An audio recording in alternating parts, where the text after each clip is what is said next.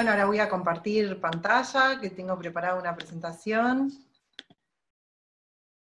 Ahí empezaría. Ahí estamos.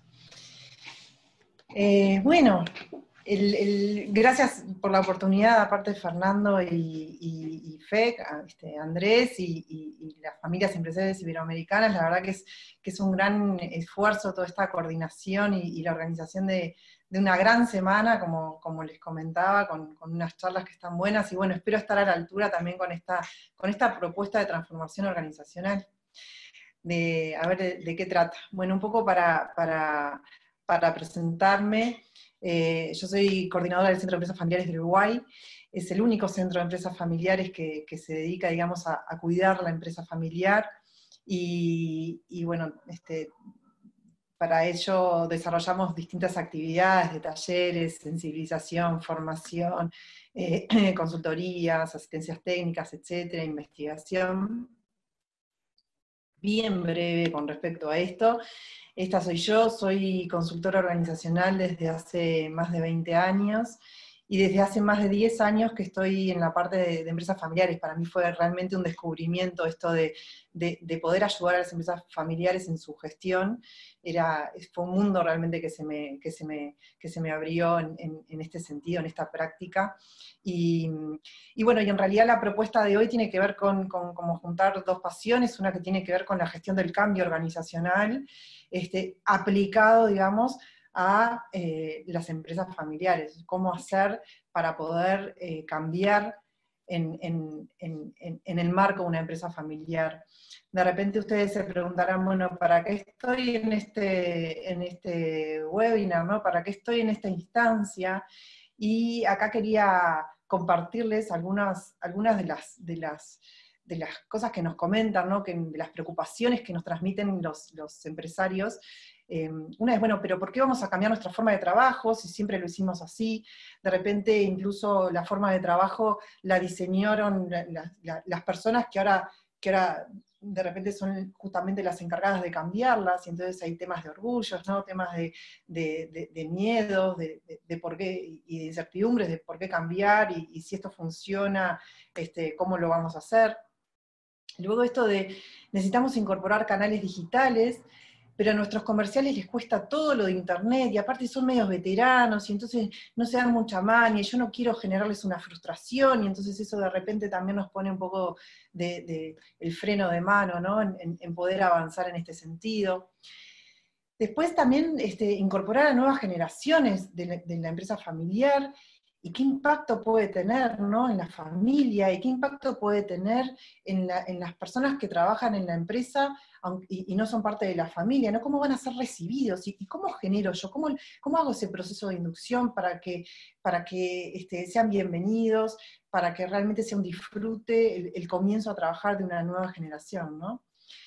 Otros empresarios que dicen, yo de esta empresa me voy solo con los pies para adelante, es decir, no hay forma que me jubile, no hay forma que haga un proceso de sucesión, con todos los temores que hay por detrás, ¿no? Con lo importante que es realmente planificar y elaborar un proceso de sucesión ordenado, y bien pensado y bien planificado, y de repente esas posiciones que por temores no les permiten de repente dar ese paso, ¿no? O cuando las empresas familiares necesitan innovar, ser más innovadores, o empezar a incorporar otro tipo de habilidades, de repente habilidades blandas, que tienen que ver con trabajar en equipo, o con trabajar de una manera colaborativa. Bueno, ¿cómo hago yo para incorporar de repente hasta estos nuevos valores o comportamientos en la empresa familiar que no los practicábamos antes? O si no, muchas veces también tienen un acuerdo familiar o un protocolo familiar, realizan el proceso, se pasan ese proceso de elaboración del protocolo, pero después nunca lo implementan. Bueno, ¿qué falló? ¿Por qué no lo implementamos? ¿Nos sirve? ¿No nos sirve?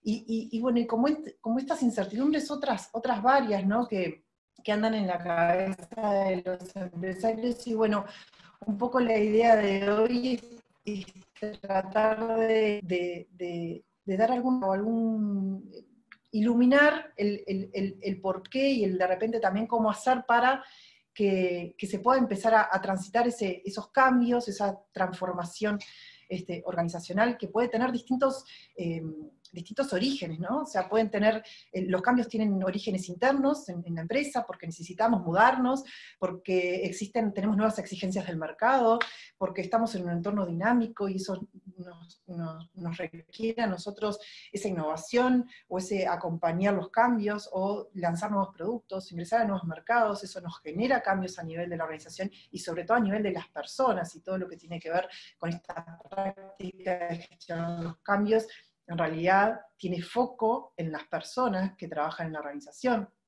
También nos pasa que la familia crece, y con esto se incorporan nuevas generaciones, pero también pasa que las familias, o las distintas ramas de los familiares que trabajan en las empresas van evolucionando su vida, ¿no? Y entonces, bueno, de pasar a ser universitarios o jóvenes, pasan a tener sus propias familias, sus propias necesidades. También hay cambios que tienen que ver con leyes, con normas. Allí está la banda presidencial uruguaya, pero tenía que ver con esto, ¿no? Cambios políticos, cambios del entorno que hacen que las empresas tomen determinados nuevos rumbos, cambios en las redes, la incorporación de todo lo digital, que ahora con la pandemia en realidad se profundizó, esa necesidad de cambio y de incorporación de nuevos canales digitales, ¿no? La transformación digital. Y bueno, de repente hay cambios que queremos, que los pensamos, que los planificamos, que podemos o no tener éxito en su implementación, y hay cambios que vienen dados, cambios que vienen de afuera. O sea, ¿cómo hacemos para, a partir de toda la situación de la pandemia de COVID-19, cómo hacemos para cambiar, para incorporar canales digitales, para empezar a teletrabajar? ¿Qué impactos eso tiene en la organización?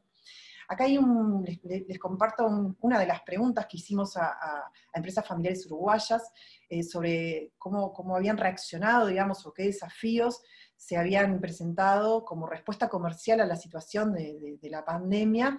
Y bueno, y muchas de ellas en realidad plantearon, la mayoría, en fortalecer la venta por canal online. Muchas empresas no tenían canal online, o no tenían ni siquiera delivery, ¿no? Y tienen que incorporarlo. Y entonces existen unas nuevas exigencias del entorno que las empresas tienen que acompasar. Entonces, si nosotros nos preguntamos, bueno, en situaciones de cambio en general, ¿no? que ustedes han vivido, piensen un poco qué funcionó y qué no funcionó, ¿no? Y si nos tomamos ese tiempo de reflexionar, cosa que no tenemos mucho en este webinar porque el tiempo es acotado, en realidad desde la experiencia nos indica que aquellas cosas que funcionaron son las que acompañaron bien a las personas en ese cambio, porque las personas entendieron por qué tenían que cambiar, porque las personas se apropiaron de ese cambio y lo naturalizaron en sus propias formas de trabajo, porque fue un cambio que estuvo bien planificado, que participaron todos los que tenían que participar, ¿sí? O sea, que se le dio cabida a las distintas miradas y a las distintas aportes que pueden tener todos los que después efectivamente iban a estar impactados por ese cambio, que se informó en cómo iba a ser ese cambio, ¿sí? Que de alguna manera se construyó en conjunto. Acá hay un análisis que hizo PMI, Project Management Institute, que tiene que ver con las principales causas del fracaso en los cambios organizativos, y las principales tienen que ver con la comunicación y con la falta de liderazgo, ¿no? Una comunicación que tiene que ver con esto de informar, de dar participación, de satisfacer las necesidades de información que desde distintos lugares tienen distintas personas que están involucradas y que se van a ver impactadas por el cambio. Y luego todo lo que tiene que ver con un referente del cambio, o varios referentes del cambio, que pueden ser líderes formales en una organización o informales, pero de alguna manera se ponen el cambio al hombro y son quienes facilitan esos procesos, quienes acompañan a todos en un proceso de cambio. Siempre tenemos, ¿no? Todo lo que tiene que ver con la gestión, el liderazgo como una necesidad bien presente en este sentido. llegó la hora, bueno, ¿qué es la gestión del cambio, no? La gestión del cambio es una disciplina en sí misma, que como yo les decía hoy, en realidad tiene foco en las personas. Esto es, podemos encontrar cambios en un proyecto puntual, bueno, quiero incorporar marketing digital, quiero comenzar a incorporar nuevas líneas de negocio, quiero hacer un cambio a nivel cultural, o también tiene que ver con la gestión del cambio permanente en una organización.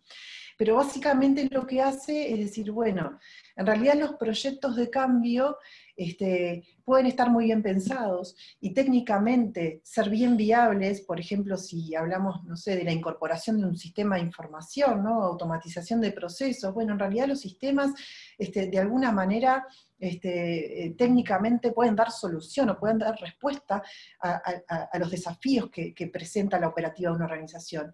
Pero si las personas no entienden esa necesidad de cambio, o no se apropian y no usan después ese sistema de información, si yo tengo un protocolo familiar desarrollado, pero después no lo implemento, entonces el cambio no es exitoso. Y lo que falla ahí en realidad es, la incorporación de ese cambio en las personas.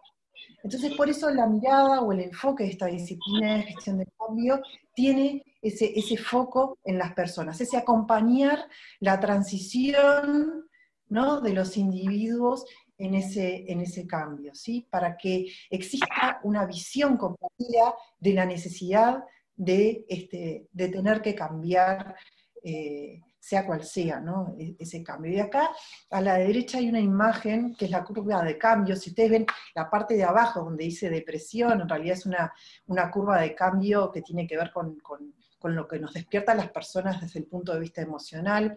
Esa parte de abajo,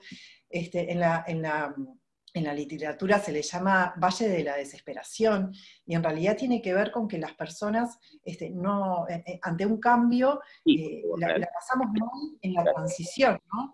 Y de alguna manera estamos en una situación actual determinada y queremos evolucionar positivamente o favorablemente hacia una posición futura, ¿no? Una posición deseada.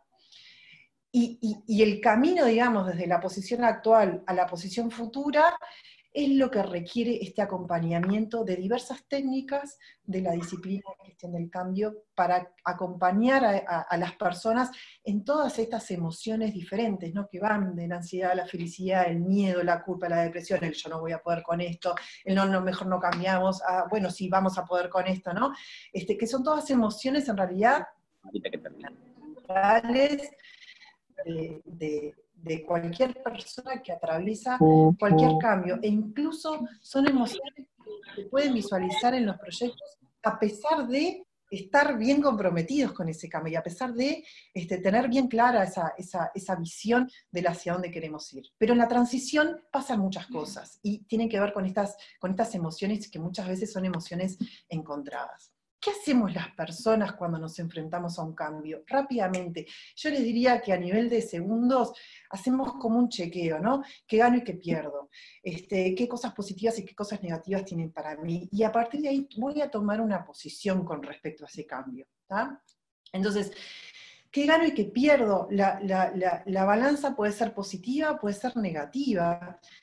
Y ahí está entonces la gestión del cambio para poder aprovechar a esas personas que tienen el balance positivo y tratar de apuntalar a las personas que tienen ese balance negativo con respecto al cambio, ¿no? En esto de qué gano y qué pierdo. Y lo que puedo ganar y lo que puedo perder tienen que ver, bueno, con impacto económico, con una posición de poder, con una posición de liderazgo dentro de la organización. Si yo incorporo de repente un nuevo sistema informático, y antes era yo el referente, todos me venían a preguntar a mí, y ahora tengo los procesos automatizados y todos lo pueden hacer, o todos tienen más acceso a determinada información que antes solo yo tenía, pierdo una posición, digamos, de poder en la organización, o porque me quedaba cómodo, o porque es lo conocido, o porque siento que no voy a poder con esto, y porque de alguna manera voy a estar como en desventaja con respecto a otros. Entonces esto es bien importante tenerlo en consideración, ¿no? Ante cualquier cambio que planteemos en la organización, todas las personas individualmente van a hacer este análisis, ¿sí? Este balance, ¿no? El que gano y el que pierdo. Y entonces, como gestores del cambio, deberíamos tratar de identificar estas ganancias y estas pérdidas, es decir, estos impactos en las personas que forman parte de la organización, para poder gestionarlos y acompañarlos individualmente. Cuando el balance es negativo, de alguna manera quedo encadenado en una situación que no me permite avanzar. Y acá hay un riesgo importante cuando esa situación en la cual me quedo encadenado, en realidad va en detrimento de la propia empresa o de la familia empresaria. Entonces, por eso es que es tan necesario, a pesar de determinados balances negativos del cambio, individuales, tratar de poner una visión de cambio en común, una visión de cambio que exceda, digamos, los intereses individuales y esos balances individuales de cambio, para poder empoderar a esas personas a que realmente puedan cambiar, ¿no? Unos intereses en los cuales se puedan explicitar claramente cuáles son las ventajas, es decir, cuáles son los beneficios del cambio. Por más que algo quede en el camino, seguramente algo se va a ganar. Y lo que se gane va a ser más grande que las individualidades. Pero para poder llegar a las personas, en realidad, no hay que trabajar solamente en esos comportamientos o actitudes que podemos encontrar de repente frente a los cambios, ¿no? Esas resistencias que podemos encontrar frente a los cambios, sino que es necesario trabajar en los modelos mentales. ¿Qué son los modelos mentales? Bueno, todos tenemos determinadas experiencias de vida, determinada formación, determinados valores, supuestos, creencias, que en realidad hacen a que yo tenga determinada lectura del mundo, ¿sí? Y determinada lectura de las situaciones y de la información que recibo. Entonces, de alguna manera, yo voy a tener mis propios lentes. Cada uno de nosotros tiene sus propios lentes. Esos son los modelos mentales. Entonces, yo uso mis lentes para absorber información del entorno, para absorber información de situaciones, para entender esas situaciones, y en base a eso es que voy a tener determinados comportamientos y determinadas actitudes. Pero si yo quiero cambiar esos comportamientos y actitudes que tenemos individualmente o que tenemos como organización, necesariamente tengo que ir un paso atrás o un paso más en profundidad a llegar a esos modelos mentales, ¿sí?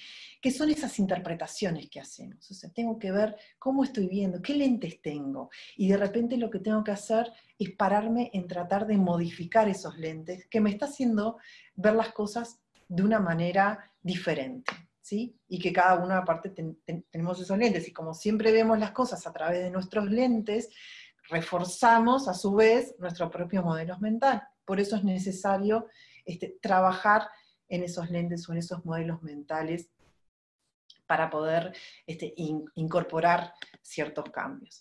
Acá hay una herramienta que no lo vamos a practicar ahora, pero se las quiero comentar, porque es una herramienta bien simple que nos ayuda a empezar el camino de introspección, ¿no? El camino de poder reconocer nuestros propios modelos mentales, que son los que de alguna manera, recuerdan, nos dejan encadenados en poder avanzar en situaciones de cambio que pueden ser bien beneficiosas.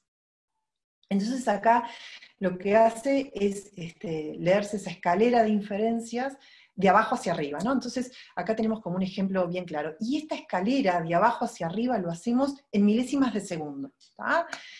La reunión, esta es una situación, la reunión era a las 9 y Roberto llegó 9:30 y no dio explicaciones. Ese es el hecho, ¿sí? Lo que pasó, la experiencia, el hecho, sin ningún tipo de condimento, es que Roberto llegó 9:30 y la reunión era a las 9.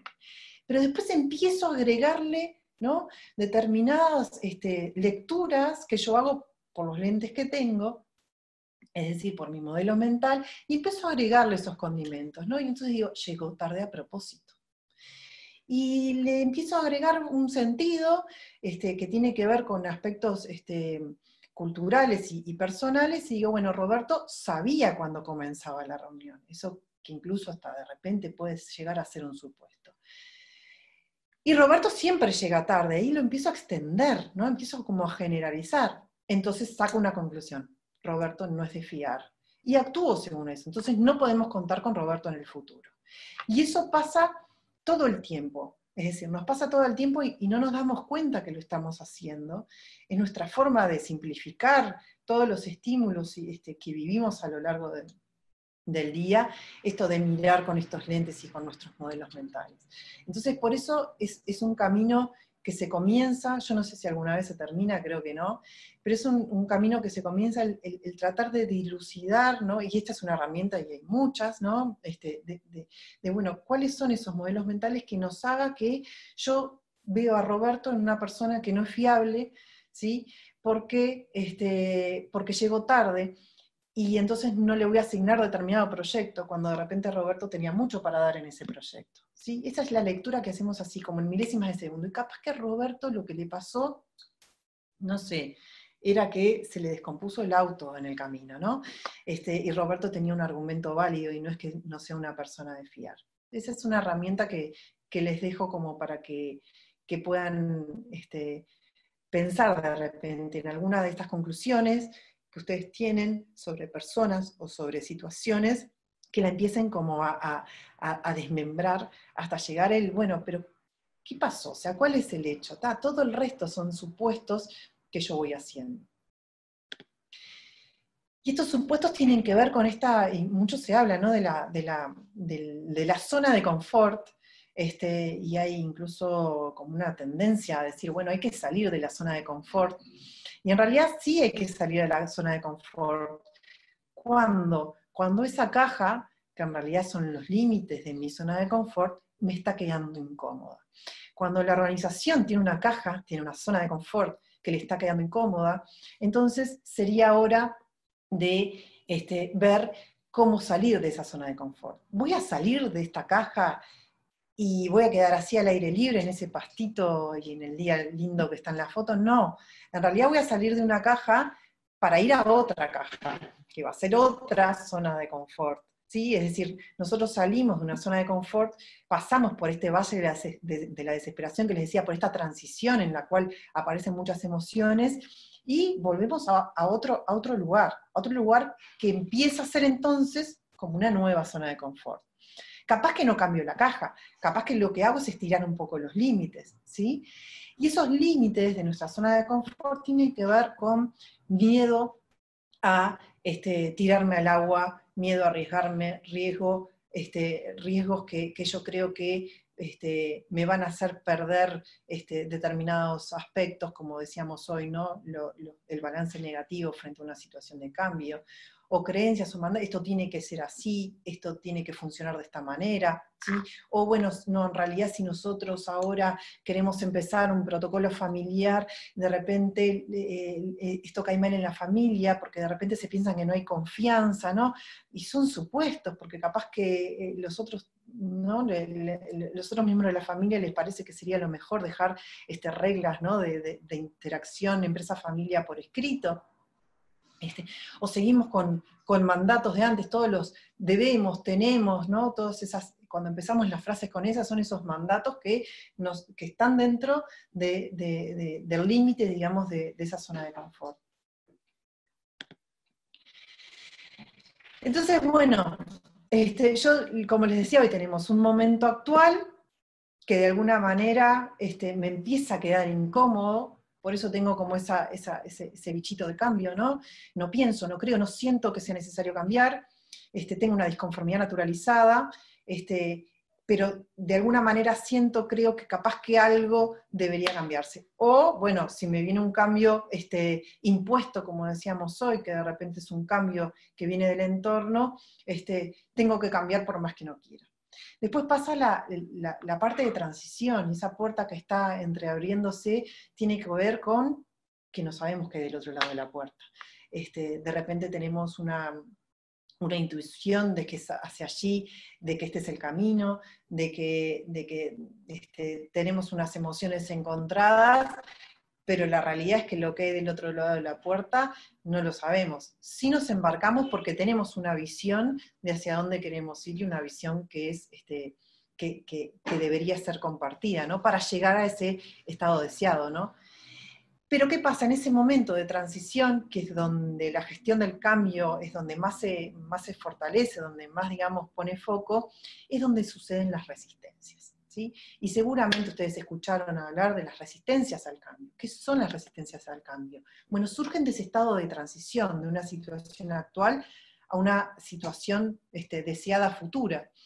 Y acá hay determinados como tres formas de resistencias, ¿no? Tres grandes bolsas de resistencias. Una es que no tengo permitido cambiar, ¿sí? O no tengo información para cambiar, porque tiene que ver con la historia de vida, o la experiencia de vida, o el rol que tengo en la organización. Entonces, bueno, a mí no se me permite, o yo no sé de qué hablan, ¿no? Desde un lugar más de, bueno, me falta información en realidad como para poder entender ese cambio y como para yo sentirme que puedo ser parte de esto. Hay otra parte otra gran bolsa que tiene que ver con el no puedo porque no me siento capaz, y de repente si soy un jefe, un coordinador, un responsable, no tengo una posición de liderazgo formal en la organización, de repente pienso en mi equipo, ¿no? Pienso en las personas, no sé si van a estar a la altura, no sé si tengo las capacidades, no sé si tengo las competencias o las habilidades para poder cambiar, pero además no sé si tenemos los tiempos para poder cambiar, los recursos para poder cambiar. Y ahí entra en juego también todo lo que tiene que ver con la capacitación, todo lo que tiene que ver con generar esas capacidades en la organización para dotar de habilidades a las personas y de recursos como para poder cambiar y hacerse cargo de ese cambio. Y algunas empresas de repente dicen, bueno, no, en este momento estamos en zafra, no es el mejor momento, entonces planifican bien cuál es el mejor momento para realizar determinados cambios, ¿no? Porque si yo no tengo tiempo y el único problema fue el tiempo, entonces tengo un buen argumento para no cambiar. Y después hay otra gran bolsa, que es la más difícil de poder abordar, ¿sí? La más difícil de cambiar, de ser una resistencia, a ser neutro o a ser favorable al cambio, que tiene que ver con el no quiero, ¿no? No quiero cambiar. Entonces ahí es necesario realmente profundizar un poco en cuáles son los motivos que están por detrás, que de repente tienen que ver con objetivos personales, que tienen que ver con temas vinculares, relacionamientos, que tienen que ver con estas posiciones de repente de poder, y que hay veces que son posiciones de poder que están solamente en la cabeza, en esos modelos mentales, en la cabeza de las personas, ¿no? Que realmente no son de esa manera. Entonces, ¿cómo vamos a hacer para gestionar estos cambios? Bueno, depende de dónde esté la persona, depende de qué tipo de resistencia estemos hablando. Yo puedo entonces tener una resistencia que tenga que ver con la necesidad de información que tiene esa persona, o ese grupo de personas. Tengo otro grupo de resistencias que tienen que ver con las capacidades, con las habilidades, con los recursos, con qué tan fuertes se sientan las personas que van a poder con ese cambio. Y tengo otra bolsa de personas que no van a querer al cambio porque existen otros intereses detrás que de repente son más profundos que la falta de comunicación o de la información. Pero sí que todas estas resistencias o todos estos análisis es necesario hacerlos a nivel individual, ¿sí? O sea, el cambio organizacional y la visión de cambio de ese lugar a donde yo quiero llegar como organización, en realidad es bueno trabajarlo a nivel individual, porque yo requiero de la voluntad de las personas y que las personas encuentren cuál es el sentido de ese cambio. Si a mí el cambio no me hace sentido, y seguramente no me embarque en eso, y no vaya a trabajar en pos de cambiar, no vaya a aportar, digamos, lo que tengo para aportar para que el cambio sea exitoso. Entonces acá viene lo que sería como el análisis de los grupos de interés. Un análisis de grupos de interés que está muy difundido esta práctica a nivel de proyectos, a nivel de gestión de proyectos y a nivel de la gestión del cambio, que es básicamente decir, bueno, ¿qué persona o grupos de personas van a estar impactados directamente por este cambio? ¿Sí? Y entonces ahí yo voy a tener, ahí hay un cómic, ¿no? Bueno, voy a tener determinadas personas, todas diferentes, todas con capacidades y habilidades diferentes, entonces el cambio no va a representar lo mismo para cada una de ellas. Pero no solo el cambio al final, ¿no? Las ventajas y los beneficios que le puedo ver al cambio, sino que esa transición de la cual surgen las resistencias que veíamos recién, no va a ser acompañado, no va a ser necesario acompañarla de la misma manera para todas las personas, sino que tengo que ser capaz de identificar esas necesidades. Pueden ser para grupos de personas o para personas individuales. Y tengo que ser capaz de poder identificar a estas personas o grupos de personas a nivel interno en la organización y a nivel externo de la organización, ¿sí? Y cuando hablo a nivel interno de la organización, digo quienes están trabajando en la empresa, pero cuando digo a nivel externo de la organización, bueno, me puedo estar refiriendo a proveedores y a clientes que pueden estar impactados por el cambio, pero también me puedo estar refiriendo a familiares que no trabajan en la empresa, ¿sí? O a propietarios. Y a mí hay una herramienta que es esta, que es yo creo que es el poder de lo simple, ¿sí? Que es de las más básicas cuando empezamos a analizar una empresa familiar, ¿no? Pero de alguna manera nos dan la idea de dónde está parado cada uno dentro de la empresa familiar. Y por ende, a partir de dónde está parado cada uno, yo puedo acercarme a cómo piensa o a cuáles pueden ser sus intereses o a entender cuáles son esos objetivos, esos intereses actuales o en el mediano plazo, ¿no? Y a partir de ahí generar, bueno, cuáles serían las acciones más adecuadas para entender. Esto es el modelo de los 3 círculos, y voy a tener personas que van a estar en la familia, personas que van a estar en la propiedad, personas que van a estar en la empresa, pero a su vez voy a tener personas que van a cumplir, van a estar jugando, o actores que van a estar con un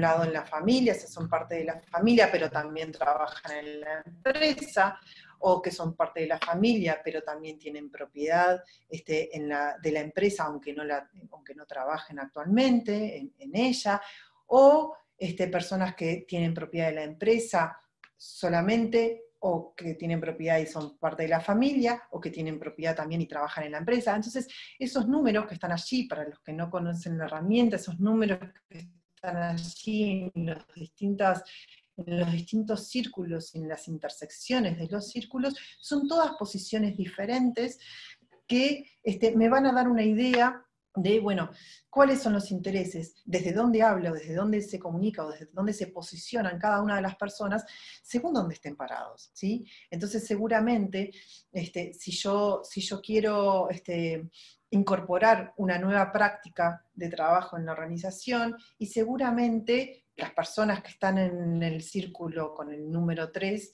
van a estar impactadas, pero también las del número 6. Y las del número 6, además, de repente, quieren velar también por los intereses de la familia, y los de la 1, si en la empresa va a pasar algo que va a impactar en que de repente los miembros de la familia que no trabajan en la empresa se empiecen a preparar para trabajar en la empresa, y de repente tienen que tener esto en consideración. Bueno, distintas posiciones, y esta herramienta en realidad lo que nos puede permitir es jugar, ¿no? Con, bueno, cómo piensan o cómo pueden estar impactados cada uno dependiente en la situación, en el círculo donde esté. Pero también, esta es otra de las herramientas que seguramente ya conozcan, también cuál es su posición, ¿no? ¿Cuál es su evolución, digamos, a nivel de vida, en lo que tiene que ver con la familia. O sea, no es lo mismo una persona que trabaja en la empresa y que tiene a su vez su propia familia, a una persona que trabaja en la empresa, es parte de la familia, pero no tiene a su vez su propia familia. Y no es lo mismo una empresa que tiene varias ramas trabajando varias ramas familiares trabajando en la empresa, que una que no lo es. Bueno, o una empresa que está en un nivel de madurez o que está recién empezando. Bueno, acá el modelo evolutivo, digamos, de lo que tiene que ver con la familia, la propiedad de la empresa, también juega un rol bien importante, ¿no? Y lo que nos demuestra además este modelo evolutivo es que para pasar, digamos, de una etapa a otra, de alguna manera existe un cambio. Y de alguna manera ese cambio es importante gestionarlo adecuadamente, sobre todo para cuidar, digamos, los vínculos y el relacionamiento familia-empresa y dentro de la familia empresaria también.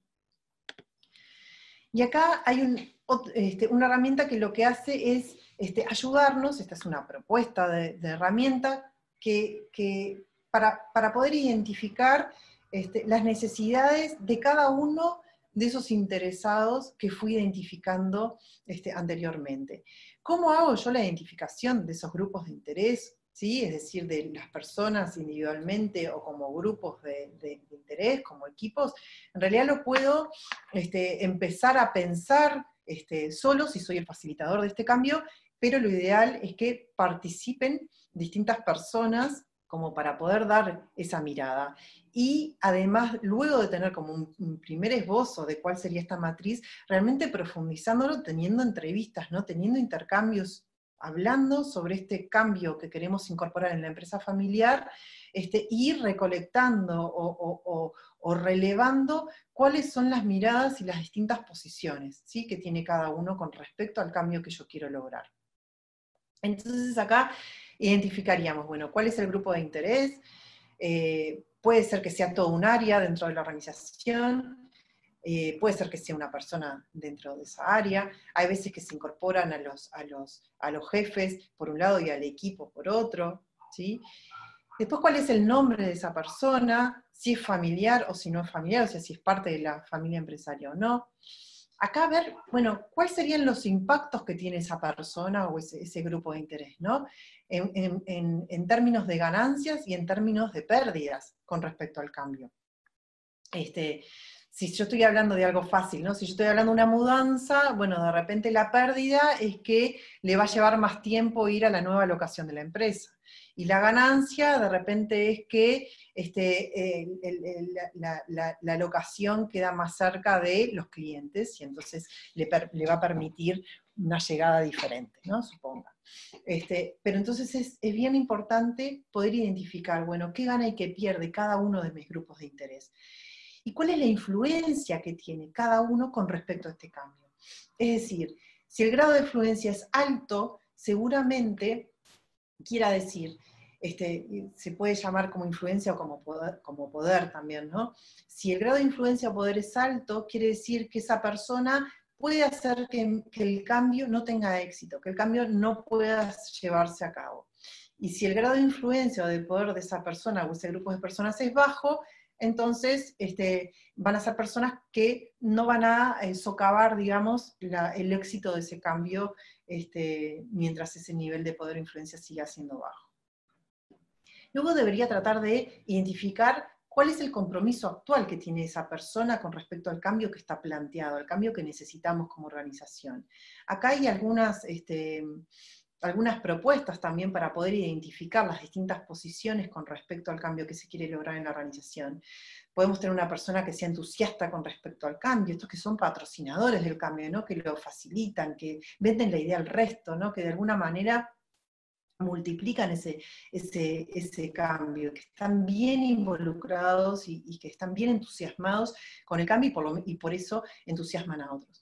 Luego tenemos toda otra cantidad de personas que son seguidores, es decir, se involucran y apoyan el cambio, digamos, pero no tienen un rol realmente protagónico con respecto al cambio y con respecto a las definiciones que implica el cambio. Después tenemos expectantes, y expectantes creo que son la mayoría dentro de las organizaciones, que, bueno, los expectantes y los neutros, ¿no? Expectantes entiende que es necesario el cambio, pero está viendo, ¿no? Va a esperar un poco a ver qué pasa.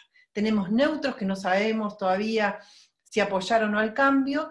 Después tenemos resistentes que no creen en la necesidad del cambio, no apoyan por lo tanto el cambio, no les hace sentido, no tienen ese sentido de urgencia o la visión de cambio deseada. y otros que son distantes, que en realidad están súper por fuera del cambio, no están involucrados, pero porque están en un lugar como un poco más lejano con respecto al mismo. ¿Qué pasa? Yo, luego de poder identificar el compromiso actual y el compromiso deseado que tiene cada una de las personas con respecto al cambio, puedo establecer una brecha, ¿no? Entonces, si yo tengo una persona que está expectante y necesito que esa persona, ¿no? El proyecto de cambio necesita que esa persona sea entusiasta, ¿sí? Entonces voy a tener que definir determinadas acciones para abordar a esa persona, ¿sí? Y esas acciones van a tener que ver con qué, con lo que vimos antes de las distintas resistencias, de los distintos orígenes de las resistencias. Yo voy a tener acciones que tengan que ver con información, con comunicación, tanto del cambio como de los avances que se estén dando ante ese cambio, como de las necesidades que voy a tener de disponibilidad de las personas, de los tiempos, de los recursos, ¿sí? Depende del grupo de interés, va a ser las necesidades de información que tengan.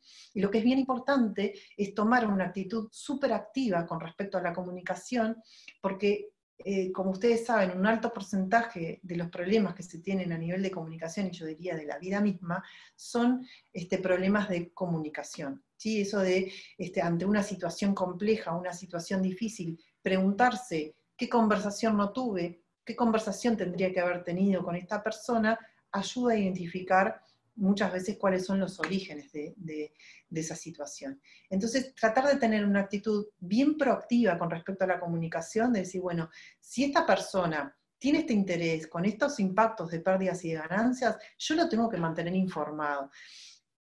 ¿Qué logro con tener una comunicación proactiva? Que las personas no hagan supuestos, que no existan rumores, que no existan malas interpretaciones ni malos entendidos con respecto a lo que se está haciendo, los resultados del proyecto, las ventajas que se tienen.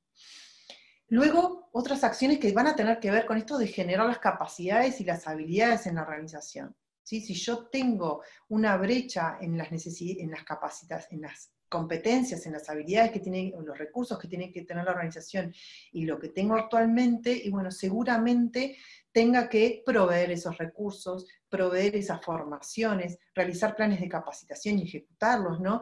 Fortalecer a las personas en las habilidades necesarias como para poder incorporar ese cambio y después sostenerlo en el tiempo, ¿no? Y acciones de abordaje que tienen que ver con la venta del cambio en sí mismo, ¿no? Con esto de sensibilizar con respecto al cambio, de dar a conocer esas ventajas, esos beneficios, argumentar por qué es necesario el cambio, tratar de llegar a que las personas entiendan el sentido, que para las personas sea razonable, ¿sí? el incorporarse o el embarcarse en este cambio. Y acá hay algunos aspectos a tomar en consideración. ¿Qué cambia la situación del no puedo al puedo, ¿sí? O del no podemos al podemos, en términos de gestión del cambio y en términos de esta transformación organizacional que se logra transitando en los procesos de cambio? Bueno, primero que nada, la conciencia de la urgencia del cambio. Yo necesito entender que el cambio es urgente, ¿sí? Por determinados motivos que hablábamos hoy del mercado. Ahora con el tema de COVID es como bien claro, bueno, tenemos que empezar a teletrabajar. Esto impactado en las empresas, en de repente algunas incorporaciones de teletrabajo, que los especialistas dicen, la evolución del teletrabajo para llegar a los niveles actuales hubiera demorado unos 5 años más, y lo logramos en un par de meses. ¿Cómo se logró eso? Había una urgencia del cambio, y en este caso, además de la urgencia de ese cambio, si se tenía que hacer sí o sí, había una visión compartida del cambio. Esto de, bueno, todos nos arremangamos, todos colaboramos, ¿cómo podemos hacer para que esto suceda? Era porque existía esa visión compartida de que la situación deseada, o sea, hacia donde había que llegar a partir del cambio, se entendía, hacía sentido en todos. Por eso es tan importante esa visión compartida, que exceda aparte los intereses individuales, pero que sí los individuos puedan ser capaces de tener esa conciencia y de compartir esa visión, ¿sí? Luego, tener las capacidades y habilidades para poder cambiar. Si yo no tengo la formación, la capacidad, los recursos, ya sea tiempo, ya sea en equipamiento, ¿sí? Como para poder cambiar, difícilmente puede hacerlo. Pero además, difícilmente pueda mantenerlo en el tiempo, ese cambio. El liderazgo que promueva, facilite y apoya a esas personas en la transición, ¿no? De una situación actual a la situación deseada futura es bien importante. ¿Sí? La referencia, el líder que nos lleva que nos facilita ese camino de cambio, que nos fortalece, nos promueve, nos empodera para poder sentirnos capaces como organización para cambiar, es bien importante. ¿Tiene que haber un solo líder del cambio? No necesariamente. Algunos autores como Kotler llaman a la coalición conductora del cambio, como esas cabezas líderes que fortalecen esos procesos, porque son referentes de las demás personas en la organización, las siguen a esos líderes, a esa coalición conductora del cambio, y entonces es bien importante que esas personas conozcan el cambio, lo faciliten y empoderen a sus equipos de trabajo o a sus colegas dentro de la organización como para poder transitar ese proceso de cambio que, como vimos, implica emociones bastante fuertes y a veces contradictorias. Luego sería bueno poder identificar multiplicadores del cambio o agentes del cambio. Estas son, a mí me gusta llamarles como pequeñas semillitas que están a lo largo de la organización, que creen en el cambio y entonces empiezan como a trabajar promoviéndolo desde sus distintos lugares dentro de la organización. No tienen que ser todos jefes, estos agentes de cambio no, de repente son referentes entre sus pares, pero son también canales de comunicación entre quienes están llevando el cambio adelante y toda la organización, ¿no? Donde se pueden generar espacios de intercambio, espacios de comunicación que son bien interesantes, así que el tener estos multiplicadores identificados es bien importante. ¿Quiénes pueden ser estos multiplicadores? Tienen que conformar la organización, pueden ser parte de la familia también. Sería bueno que en un cambio que impacte a las 3 posiciones dentro de los círculos que veíamos hoy, estén identificados esos grupos de interés y formen parte del cambio, ¿sí? Que por lo menos su mirada esté contemplada dentro de él, hacia dónde vamos a ir y cómo vamos a ir. Y la figura del liderazgo bien fuerte. Y después la sostenibilidad del cambio. Esto de, bueno, cómo hacer para apropiarnos de las prácticas, de las buenas prácticas o de la situación nueva, ¿no? Cómo hacer para incorporarlo en nuestras rutinas, en la cotidianidad de nuestro trabajo. Acá hay un tema bien interesante que se desata a partir de la pandemia, que es, no todo fue malo. Hay algunas prácticas que están buenas, hay algunas prácticas que las empresas tuvieron que incorporar y les dio buenos resultados en esto de las lecciones aprendidas, ¿no? Bueno, ¿y cómo hacer para que esas prácticas no se pierdan? Para esas prácticas poder incorporarlas en la organización. Bueno, tiene que ver con todo esto, ¿no? De la información, de crear la capacidad, de los espacios, todo esto que veníamos hablando hoy. En conclusión, nosotros nos resistimos al cambio porque somos humanos, está en nuestra naturaleza. Por más que nosotros creamos que hay un cambio y que va a ser interesante o que va a ser importante, van a surgir esas resistencias, y está bien, son normales. Lo que tengo que hacer sí es tratar de gestionarlas, ¿sí? esas resistencias. Las organizaciones y las personas, ¿no? Porque las organizaciones son un conjunto de personas y de individuos, multiplican la posibilidad de cambio si entienden el sentido, ¿no? Si les hace sentido ese cambio o esa situación a la que desean ir. Y además es muy importante entender las distintas posiciones de los que están implicados e impactados directamente por el cambio, conocer qué ganan, qué pierden, cuál es su posición con respecto al cambio, para poder definir estrategias y acciones de abordaje que les ayude a generar ese sentido tan importante para el cambio, con un apoyo bien fuerte de parte del liderazgo. Bueno, muchas gracias hasta acá por el interés en el tema. Feliz semana de la empresa familiar, allí tienen información de contacto. Fernando, Andrés, no sé si quieren abrir un espacio de de consultas, no sé cómo vamos del tiempo, porque a veces me pongo a hablar y no paro. Muchísimas Pero gracias, Vero. Nos quedan 8 minutos. Si alguien tiene preguntas o comentarios, por favor, nos lo pueden compartir a través del chat o de la sección de preguntas y respuestas. ¿Puedes Quiero dejar de yo... compartir, sí, Verónica? Si puedes dejar de sí, porque compartir. hay una diapo que es bien importante al final, que son las charlas que siguen, y que Buenísimo.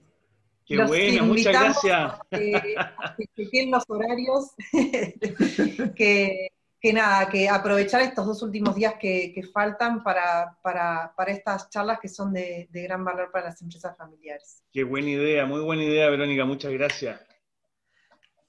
Bueno, Marcelo Brochado te felicita por la exposición muy clara. Yo comparto el tema. Eh, gracias, Marcelo. Muy importante el tema que nos platicas del cambio en las organizaciones. Es una época en donde el cambio va a ser una constante y la resistencia que como humanos nos vamos a enfrentar al mismo, también es algo que tenemos que trabajar. Y me gustó mucho la orientación que le das, que hay que trabajar el cambio tanto en la organización como en lo personal, porque al final del día las organizaciones están construidas de personas y la importancia del liderazgo para poder aterrizar todo esto en la organización, que es fundamental para cualquier proceso de institucionalización de empresa. Sí, Y y es el bien cambio importante parte la por uno mismo, participación. porque ocurre que muchas personas dicen, oye, sí, hay que cambiar, que los demás cambian, ¿ah? Pero el cambio indefectiblemente parte por uno mismo, que uno tome una decisión de cambio y que lo ejecute, y que por supuesto pedirle al resto también, pero partiendo por uno mismo. Exacto, y que los cambios no se hacen en el escritorio, ¿no? O sea, el cambio no lo puede hacer el fundador solo porque se le ocurrió, por ejemplo, ¿no? O la dirección sola. El cambio en realidad implica determinado nivel de participación para que la gente entienda la contribución que hace ese cambio. Si no, el cambio no va a ser mío, va a ser del otro, ¿no? Entonces el nivel de participación también es bien importante en este sentido. Claro. Nos quedan pocos minutos. Verónica, no sé si nos quieras compartir una reflexión final como para cerrar tu tema muy interesante. En realidad es esto de que el cambio es organizacional, pero pasa a nivel individual, un poco las conclusiones, ¿no? Sepamos que existen resistencias, por más que estemos maravillados con la idea de cambio que tenemos, van a existir resistencias y están bien, es natural que surjan resistencias, lo que sí hay que hacer es abordarlas, tratar de identificarlas para poder gestionarlas y tomar acciones al respecto. Claro. Andrés, no sé si quieras decir algo. No, solo felicitarte, Verónica, y agradecerte tu exposición brillante, la verdad, y toma un aspecto que yo creo que muchas familias empresarias lo agradecen porque si bien de repente suena por obvio y por obvio no se trata, no se evalúa, no se considera y por lo tanto no se aplica. Así que te agradezco mucho tu tiempo y espero seguirte viendo con nosotros en Facebook. Cómo no, muchas gracias. Que pasen muy bien. Buenas semanas, lo que queda.